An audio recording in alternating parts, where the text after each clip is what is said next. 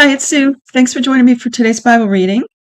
I am reading for April 17th, and it's 1 Kings 12, 13, and 14 for today. And remember, we just finished at the end of David and Solomon's death, both of them, because it kind of happened in short order, where David was old, and then he turned the kingdom over to Solomon, and we had a few stories about Solomon and then his death. And so now we have the divided kingdom, and we're going to have Rehoboam, Solomon's son, who ends up ruling over Judah in the south, and Jeroboam ruling over Israel in the north with 10 tribes. Because of some things Solomon did, God took the kingdom away from Rehoboam and only left him with one. In one place it says one tribe and the other two. You'll see what I mean when we read. But it ends up being Judah and Benjamin only in the south with Rehoboam. So just to reiterate, you're going to end up with Jeroboam, king over Israel in the north with 10 tribes, 10 of the 12. And then you're going to have Rehoboam, Solomon's son, down in the south with 2 tribes, Judah and Benjamin. And Jerusalem is in Judah. So let's get reading here. Chapter 12, verse 1. Rehoboam went to Shechem, for all Israel had come to Shechem to make him king. Because he was Solomon's son, right? When Jeroboam, the son of Nebat, heard of it, for he was yet in Egypt, where he had fled from the presence of King Solomon, and Jeroboam lived in Egypt, and they sent and called him. Jeroboam and all the assembly of Israel came and spoke to Rehoboam, saying, Your father made our yoke difficult. Now therefore make the hard service of your father and his heavy yoke, which he put on us, lighter, and we will serve you. He said to them, Depart for 3 days, then come back to me. The people departed. King Rehoboam took counsel with the old men who had stood before Solomon his father while he yet lived, saying, What counsel do you give me to answer these people? They replied, If you will be a servant to this people today and will serve them and answer them with good words, then they will be your servants forever. But he abandoned the counsel of the old men which they had given him and took counsel with the young men who had grown up with him, who stood before him. He said to them, What counsel do you give that we may answer these people who have spoken to me, saying, Make the yoke that your father put on us lighter? The young men who had grown up with him said to him, Tell these people who spoke to you, saying, Your father made our yoke heavy, but make it lighter to us. Tell them, My little finger is thicker than my father's waist.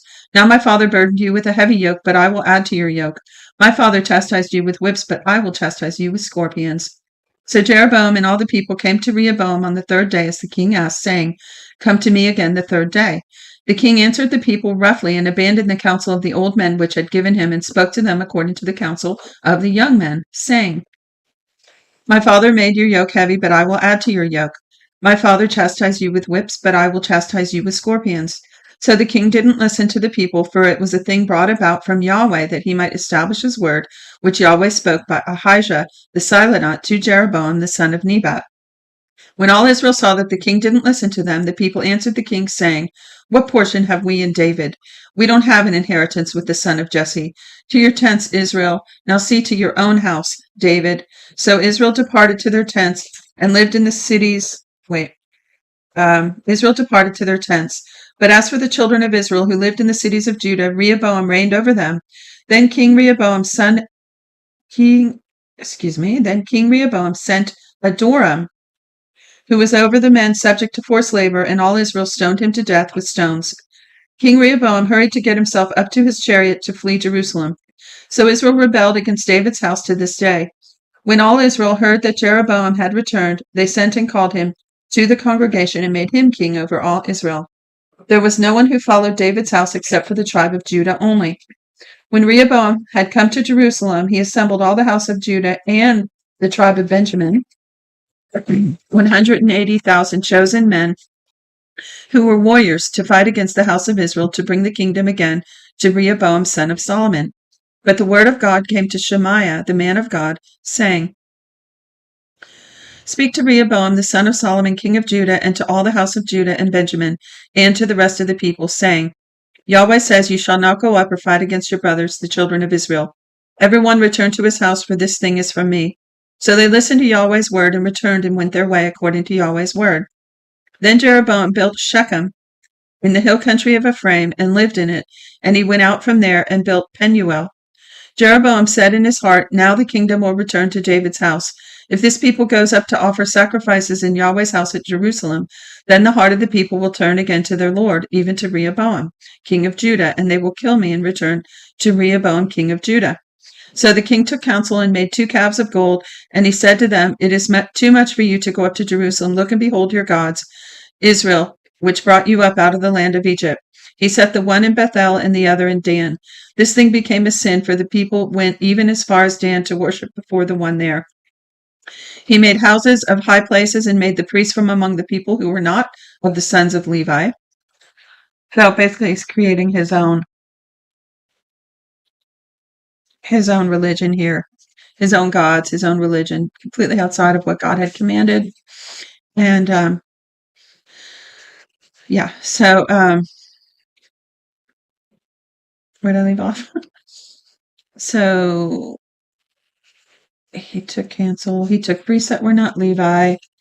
He ordained a feast in the 8th month on the 15th day of the month, like the feast that is in Judah, and he went up to the altar. He did so in Bethel, sacrificing to the calves that he had made, and he placed in Bethel the priests of the high places that he had made.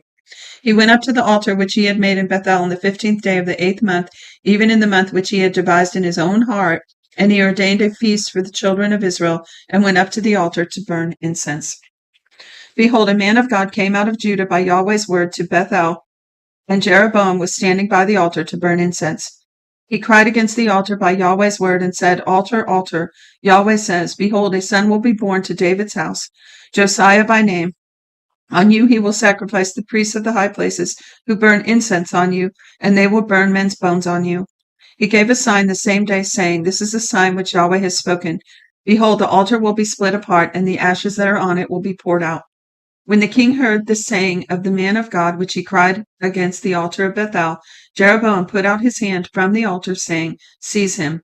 His hand which he put out against him dried up, so that he could not draw it back again to himself. The altar was also split apart, and the ashes poured out from the altar, according to the sign which the man of God had given him by Yahweh's word.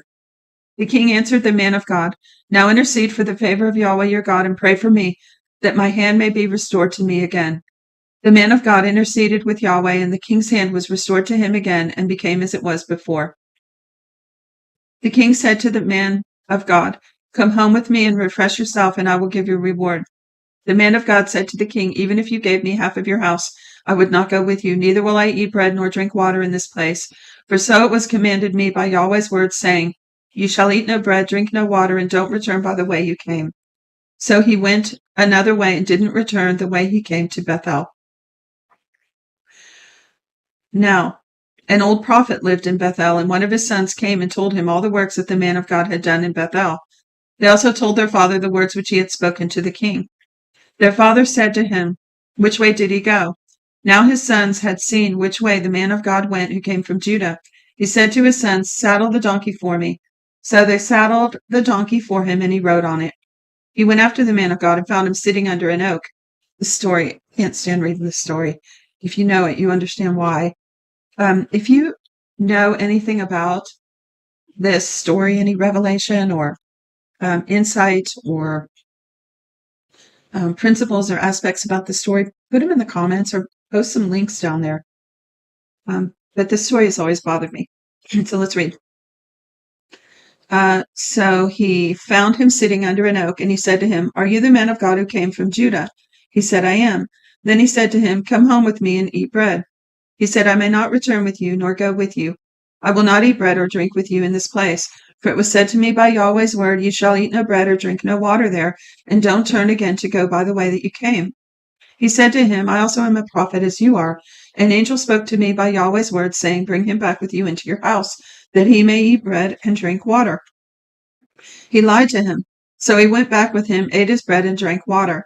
As they sat at the table, Yahweh's word came to the prophet and brought him back, and he cried out to the man of God who came from Judah, saying, Yahweh says, Because you have been disobedient to Yahweh's mouth, and have not kept the commandments which Yahweh your God commanded you, but came back, and have eaten bread and drank water in the place of which he said to you, Eat no bread and drink no water, your body will not come to the tomb of your fathers. After he had eaten bread and after he had drank, he saddled his donkey for the prophet whom he had brought back. When he had gone, a lion met him by the way and killed him. His body was thrown on the path, and the donkey stood by it. The lion also stood by the body. Behold, men passed by and saw the body thrown on the path and the lion standing by the body, and they came and told it in the city where the old prophet lived. When the prophet who brought him back by the way heard of it, he said, "It is the man of God who was disobedient to Yahweh's mouth. Therefore Yahweh has delivered him to the lion, which has mauled him and slain him, according to Yahweh's word, which he spoke to him." He said to his sons, saying, "Saddle the donkey for me," and they saddled it. He went and found his body thrown on the path, and the donkey and the lion standing by the body. The lion had not eaten the body nor mauled the donkey. The prophet took up the body of the man of God, laid it on the donkey, and brought it back. He came to the city of the old prophet to mourn and to bury him. He laid his body in his own grave, and they mourned over him, saying, "Alas, my brother." After he had buried him, he spoke to his sons, saying, "When I am dead, bury me in the tomb in which the man of God is buried. Lay my bones beside his bones." For the saying which he cried by Yahweh's word against the altar in Bethel and against all the houses of the high places which are in the cities of Samaria will surely happen. After this thing, Jeroboam didn't return from his evil way, but again made priests of the high places from among all the people, whoever wanted to, and he consecrated him that there might be priests in the high places. This thing became sin to the house of Jeroboam, even to cut it off and to destroy it from off the surface of the earth. So I reckon that's the lost tribes of Israel. So feel free to comment if you understand about that. I believe that happened after the Assyrians invaded Israel later on, which we'll see as we read through. Or you can go back and get my videos where we've already read through this a couple times, both in the One Year Bible and the videos on the Holman Christian Standard Bible. Chapter 14, last chapter. At that time, Abijah the son of Jeroboam became sick. Jeroboam said to his wife, "Please get up and disguise yourself so that you won't be recognized as Jeroboam's wife. Go to Shiloh. Behold, Ahijah the prophet is there, who said that I would be king over his people. Take with you 10 loaves of bread, some cakes, and a jar of honey, and go to him. He will tell you what will become of the child." Jeroboam's wife did so and arose and went to Shiloh and came to Ahijah's house. Now Ahijah could not see, for his eyes were set by reason of age. Yahweh said to Ahijah, "Behold, Jeroboam's wife is coming to inquire of you concerning her son, for he is sick. Tell her such and such, for it will be when she comes in that she will pretend to be another woman." So when Ahijah heard the sound of her feet as she came in at the door, he said, "Come in, Jeroboam's wife. Why do you pretend to be another? For I am sent to you with heavy news.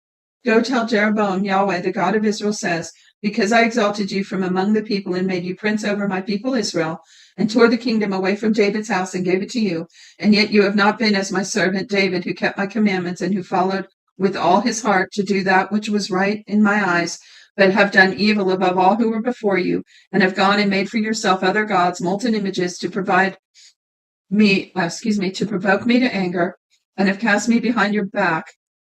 Therefore, behold, I will bring evil on the house of Jeroboam, and will cut off from Jeroboam everyone who urinates on a wall, he who is shut up and he who is left at large in Israel, and will utterly sweep away the house of Jeroboam as a man sweeps away dung, until it is all gone. The dogs will eat all who belongs to Jeroboam who dies in the city, and the birds of the sky will eat he who dies in the field. For Yahweh has spoken it. Arise therefore and go to your house. When your feet enter into the city, the child will die. All Israel will mourn for him and bury him, for he only of Jeroboam will come to the grave, because in him there is found some good thing toward Yahweh the God of Israel in the house of Jeroboam. Moreover, Yahweh will raise up a king for himself over Israel, who will cut off the house of Jeroboam. This is the day. What? Even now. For Yahweh will strike Israel as a reed is shaken in the water, and he will root up Israel out of this good land which he gave to their fathers, and will scatter them beyond the river, because they have made their Asherah poles, provoking Yahweh to anger. He will give Israel up because of the sins of Jeroboam, which he had sinned, and with which he has made Israel to sin. This is so important. It's showing how much influence and responsibility a leader has for the people, and how really just subject the people are to their leaders. I know it sounds kind of obvious, but here's the principle in the word, because it said he would give Israel up because of the sins of Jeroboam, which he has sinned, and with which he has made Israel to sin, the people. Jeroboam's wife arose and departed and came to Tirzah. As she came to the threshold of the house, the child died. All Israel buried him and mourned for him according to Yahweh's word, which he spoke to his servant Ahijah, the prophet. The rest of the acts of Jeroboam, how he fought and how he reigned, behold, they are written in the book of the Chronicles of the Kings of Israel. The days which Jeroboam reigned were 22 years. Then he slept with his fathers, and Nadab his son reigned in his place. Rehoboam the son of Solomon reigned in Judah. Rehoboam was 41 years old when he began to reign, and reigned 17 years in Jerusalem, the city which Yahweh had chosen out of all the tribes of Israel to put his name there. His mother's name was Naamah the Ammonitess. Judah did that which was evil in Yahweh's sight, and they provoked him to jealousy with their sins, which they committed above all that their fathers had done. For they also built for themselves high places, sacred pillars, and Asherah poles on every high hill and under every green tree. I wonder if I always think of those hills as just being hills, but I bet these were hills that they built, like mounds. There were also Sodomites in the land. They did according to the abominations of the nations which Yahweh drove out before the children of Israel. In the 5th year of King Rehoboam, Shishak, king of Egypt, came up against Jerusalem, and he took away the treasures of Yahweh's house and the treasures of the king's house. He even took away all of it, including the gold shields which Solomon had made. King Rehoboam made shields of brass in their place and committed them to the hands of the captains of the guard who kept the door of the king's house. I wonder if Solomon was watching this from his place in eternity. It was so that as often as the king went into Yahweh's house, the guard bore them and brought them back into the guard room. Now the rest of the acts of Rehoboam and all that he did, aren't they written in the book of the Chronicles of the Kings of Judah? There was war between Rehoboam and Jeroboam continually. Rehoboam slept with his fathers and was buried with his fathers in David's city. His mother's name was Naamah the Ammonitess. Abijam, his son, reigned in his place. And that's the end of today's reading. So we're getting ready to go into story after story about these kings of both Israel and Judah, and how they really just were waxing worse and worse. There are some high points in there. There are some points of righteousness and submission to Yahweh, but for the most part, they're terrible. So we're going to go into those narratives next. I hope you'll join me. God bless you. Thanks so much for being here. Shalom.